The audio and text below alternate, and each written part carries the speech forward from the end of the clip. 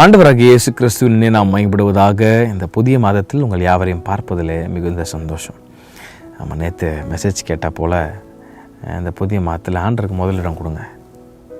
அவரை முதல்ல ப்ளேஸ் பண்ணிட்டீங்கன்னா போதும். The rest everything will follow you. நன்மையும் கிருபையும் உன்னை தொடரும்படி கர்த்தர் செய்வார்.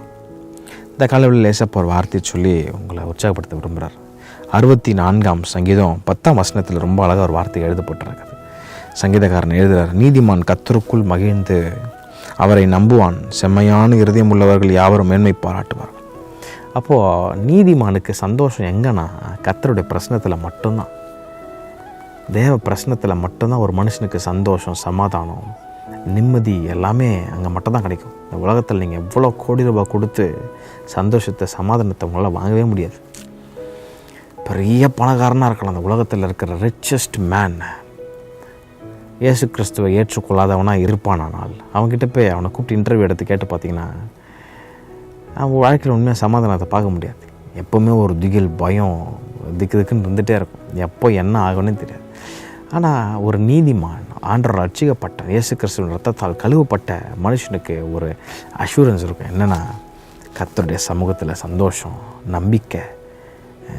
சுற்றி புயலே அடித்தாலும் அவன் ஆண்டவர் சமூகத்தில் உட்காரும் போது அவனுக்கு ஒரு பலன் இருக்கும், ஒரு நம்பிக்கை இருக்கும். இந்த காலவெளியில் லேசப்போ அவங்களை உற்சாகப்படுத்த விரும்புகிறாரு. தேவ சமூகத்தில் மட்டும்தான் உனக்கு சந்தோஷம். அவரை உறுதியாக பிடிச்சிக்கோ. அவரை முதன்மையாக நியமிக்கும் போது சந்தோஷம், சமாதானத்தை ஆட்டோமேட்டிக்காக கர்த்தர் தர போதுமானவர் இருக்கிறார். அதான் இங்கே சங்கீதக்காரர் சொல்கிறார், நீதிமான் கர்த்தருக்குள் மகிழ்ந்து. அப்போ கர்த்தருக்குள்ளே மட்டும்தான் மகிழ்ச்சி, கர்த்தருக்கு வெளியே சந்தோஷம், சமாதானம் கிடைக்காது.